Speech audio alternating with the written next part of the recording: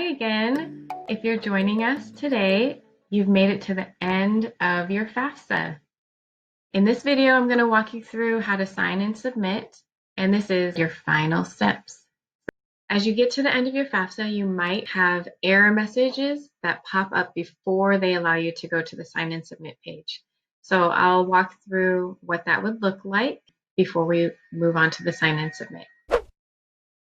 One error message that might pop up for you is if your parent or guardian does not have a social security number and you put in zeros for their social, they're going to have you check for errors. They want you to check to make sure that you meant to do that you weren't just putting a placeholder while you looked up that information. It's okay. Don't worry. You just click check for errors and then it will let you move forward. Sometimes you have to check for errors 2 times.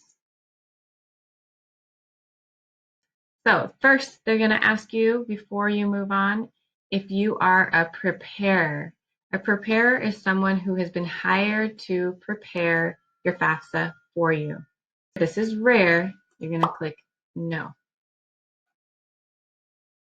Next is a summary of everything that you've put into your FAFSA.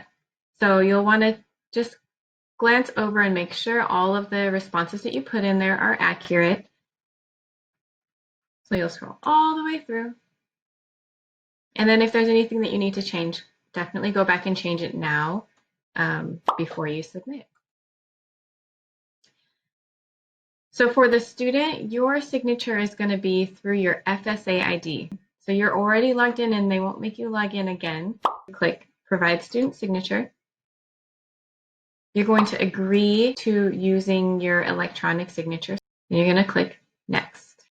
And then you're going to sign. For the parent signature, the easiest way that you can have a parent sign is having your parent also create a FSA ID. So it's the same way that you created an FSA ID as a student, but it's an FSA ID for the parent. Click and sign the same way that the student clicked and signed, and then you're ready to submit. So you'll click Submit My FAFSA Now. And then it tells you, congratulations, you've completed your FAFSA. Make sure you check your email so that you can respond to any error messages. If you need support, reach out.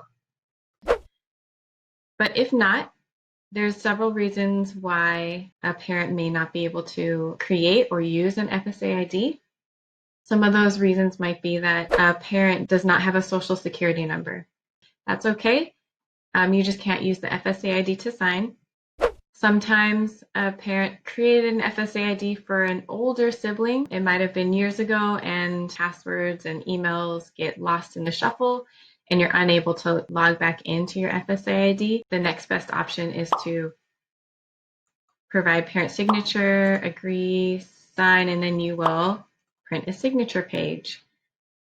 You can also submit without signatures if you want to take a little bit more time to try and figure out the signature and come back to sign.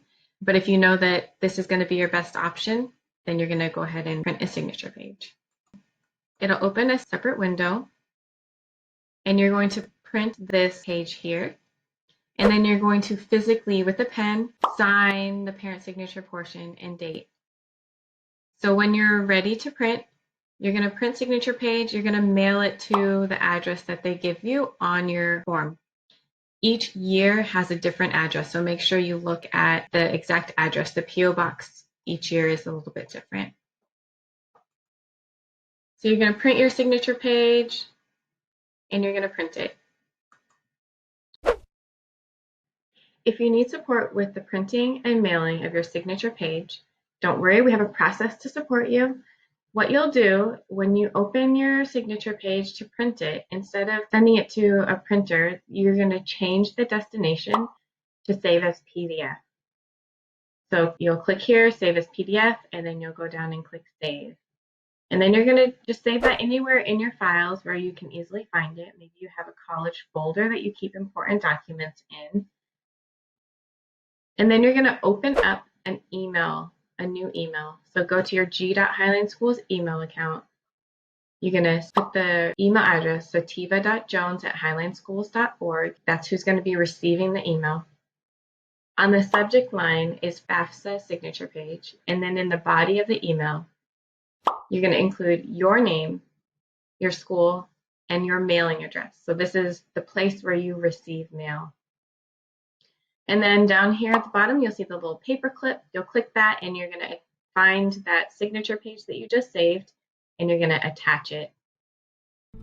Congratulations, you've completed your FAFSA. If you have any questions or get any error messages, make sure you check your email so that you can respond to those. And if you need support, reach out.